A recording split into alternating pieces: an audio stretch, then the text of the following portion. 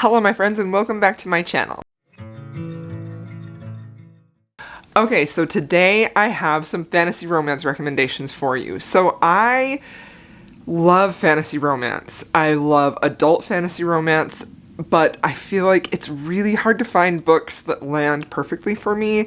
It's very difficult, I feel like, for most authors to really pull off a beautifully well-built fantasy world with complicated adult relationships, with passion and longing and an overall great fantasy plot. And I feel like in most of the books that I see recommended miss for me in one of those areas. Either the romance isn't strong enough to pull it together, or the fantasy is not strong enough at all. So I have here some of the books that I read in the last year that I think really fit the bill for me in that way perfectly, pretty much, in some areas or another. Like almost all of these are books that hit that note perfectly for me. So I'm very excited to recommend these to you, and let's go ahead and get started.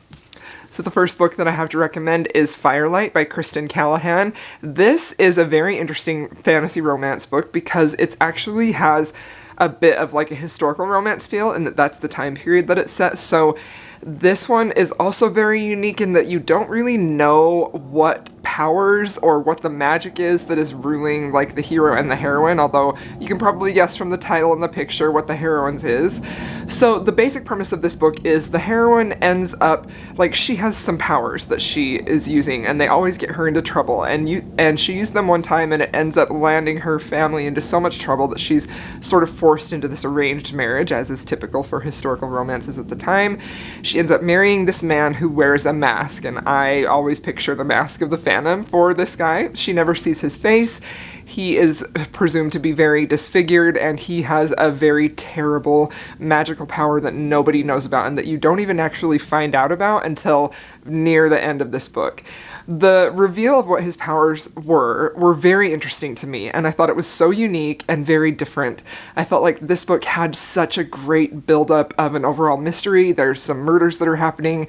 They're trying to figure out who does them. The hero has some, like, he's got a very great, dangerous power, and at times they're led to believe that maybe he's the one responsible for the murders, but he doesn't remember. Like, it's just a very compelling plot, and they also had such a great connection. It was had that feeling of a historical romance, that type of a vibe of a romance that had really great passion and longing and chemistry and a connection, while also conveying a real interesting fantasy world. I really enjoyed this book. I think it's fantastic. It's one of my favorite fantasy romances, and it's been around for a while, but if you haven't picked it up yet, I highly recommend it. Okay, the next book that I have to recommend is The Rogue King by Abigail Owens.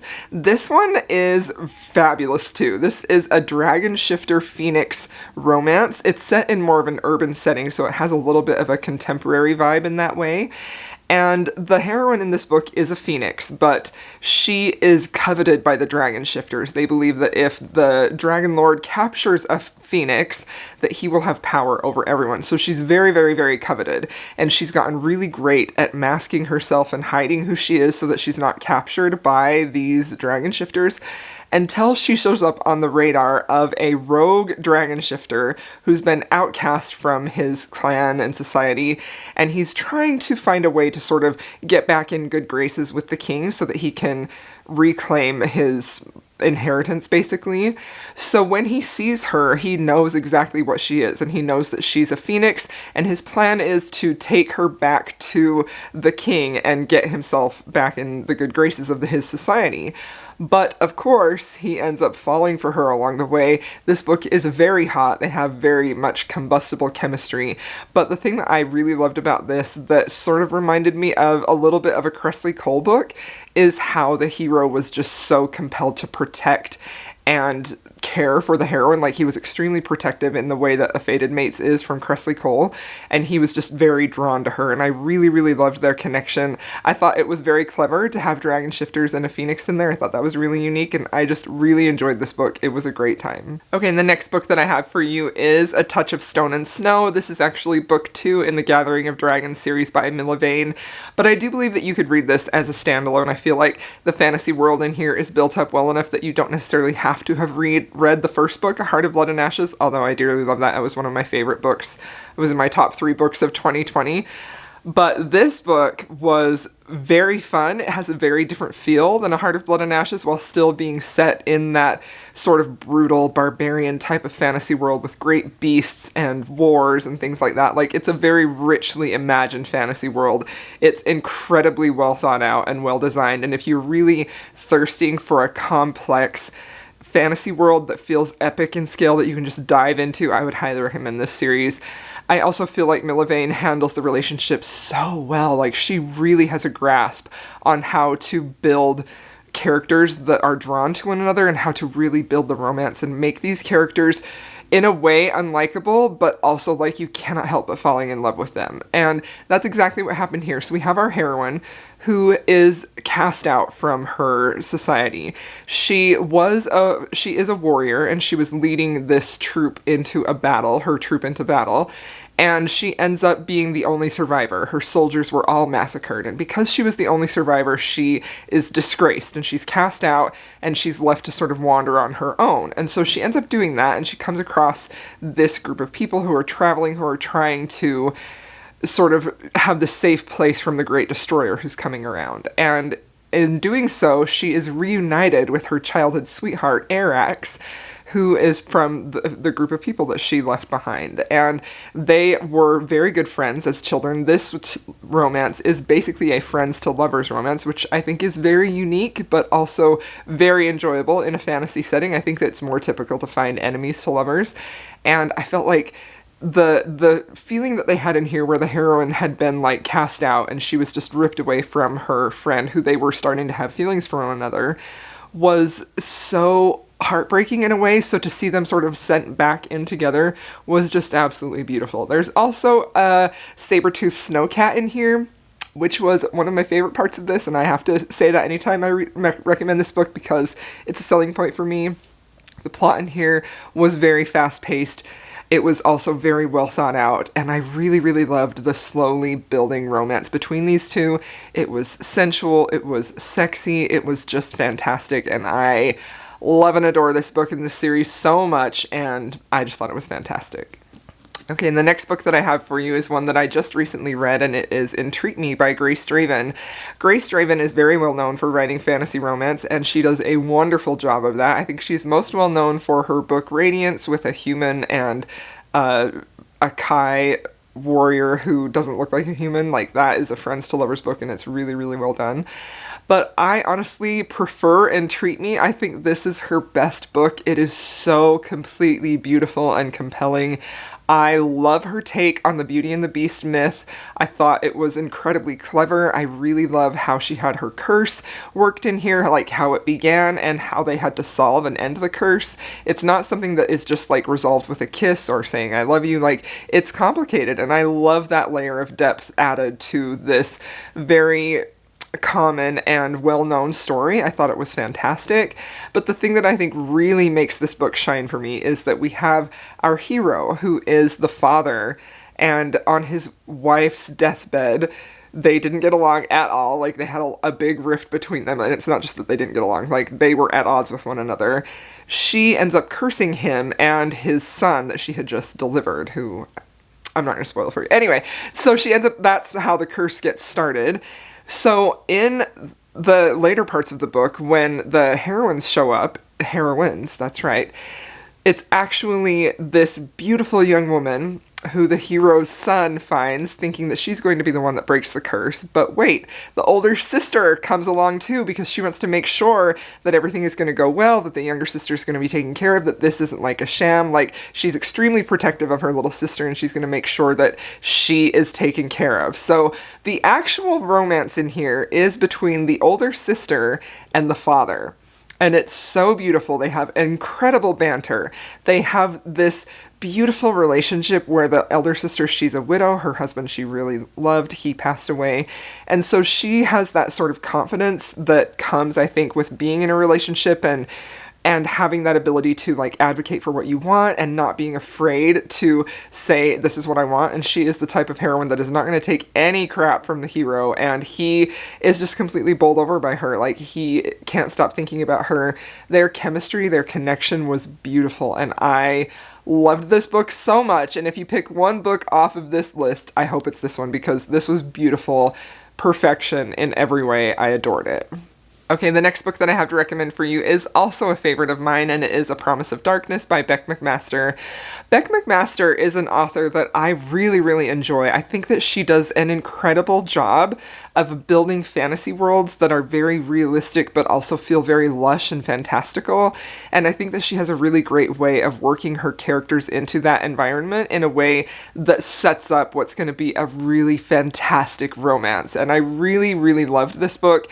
It has to do with Fae and different types of the Fae courts in here. We have two sort of rival Fae kingdoms with the Queen and the prince of basically the darker elf kingdom. Like, they have this deal where every year she will send her daughter to his kingdom for sort of like a political alliance for several months. And in doing so, the prince is hoping to win the daughter over so that she can help him put a stop to this war between the two of these kingdoms. And he wants her to fall in love with him because he loves her. I felt like their relationship was really gradually progressing. It was beautiful. I thought it was very clever. I think the fantasy world in here is very, very, very well done. I loved the plot. I thought there were great side characters. I really, truly enjoyed this, and I think that if you're wanting an adult Fae romance, I would highly recommend this. I think Beck McMaster is an incredible writer, and I adored this one. Now, the next book that I have for you is called Fortune Favors the Cruel by Kel Carpenter. And this book is the type, like, I was hesitant to put this book on this list because the romance hasn't come to fruition in this book. Like, this is an adult romance, adult fantasy romance, but it's the type of book where the romance progresses over the series. So don't pick this book up expecting to get a full romance in here like you will with the other books that I've recommended. This is the only one like that. This is the only book on my list here where the romance is not fully developed in the first book. This is the one where it has one couple and their relationship progresses over time throughout the series. So, but I did want to put this on my list because I think that the fantasy world is very interesting and it does something that I don't think we typically see, and that is where our heroine is actually the one with the dark, dangerous powers. She's a dark magi. She is the one who is the part of the morality chain in a relationship where it's usually the hero. And she is literally like, could be the hero's doom or his savior. Like, that's basically the whole premise of this book. She's a dark magi. She's been enslaved for many years and she finally gets free. And she has this vendetta. She is out to get blood for those people who enslaved her and sold her. However, she ends up getting caught by the hero when he realizes what she is, that she has the type of power that he's been searching for to heal his kingdom and to bring him back to power.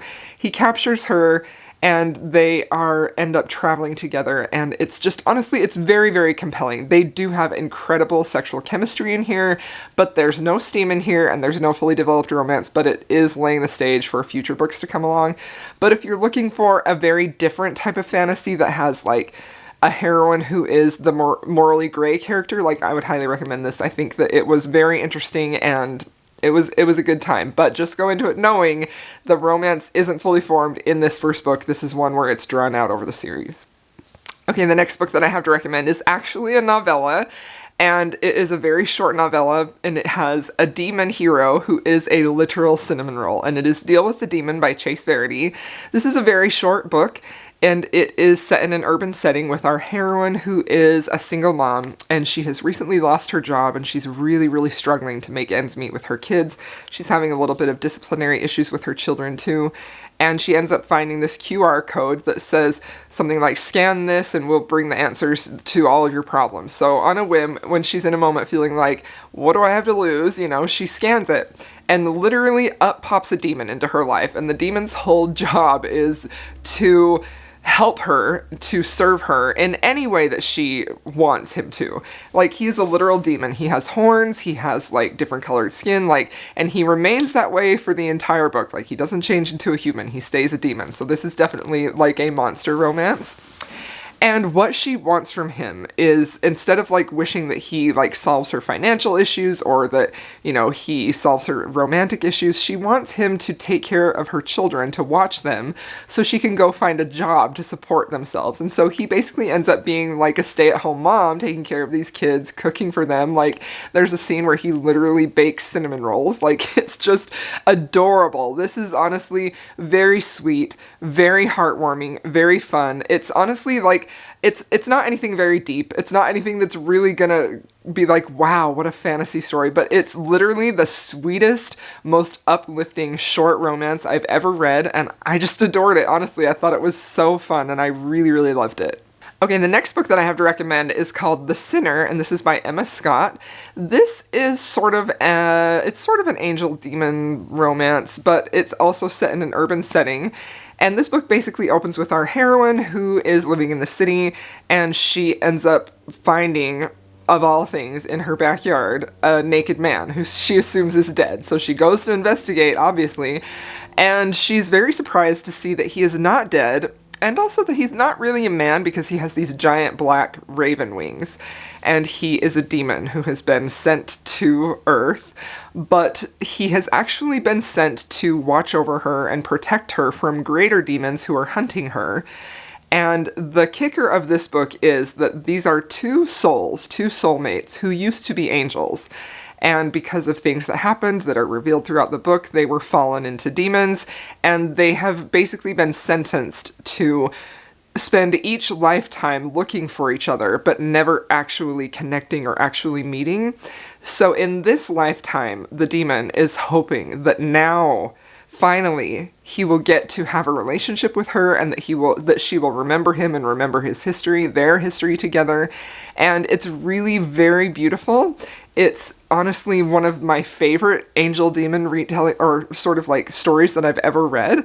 And I think it's largely because there are some flashbacks to their previous lives, and it's basically all revolving around 3,000 years. These two souls have been circling and trying to find each other and trying to find like their other half, and then they finally do, and what's going to happen. And I thought it was really great. I thought it was a really fun time. It was very sweet and romantic, and I just really enjoyed it. Okay, now the last book that I have to recommend is a very unique one, and it is called Half a Soul.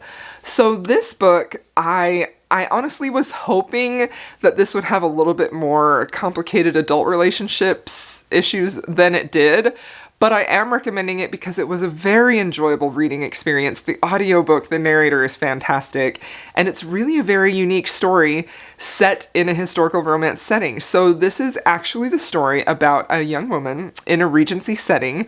She is trying to find a husband, as you do in the Regency time period, but for some very unfortunate circumstances, she comes across a demon, and the demon, in payment for her running into him, and takes half of her soul. So she is left with half of her soul for the rest of her life, and a lot of her emotions have sort of been downgraded because she doesn't have her entire soul. And she's really trying to figure out if she is capable of falling in love or having love with only half a soul.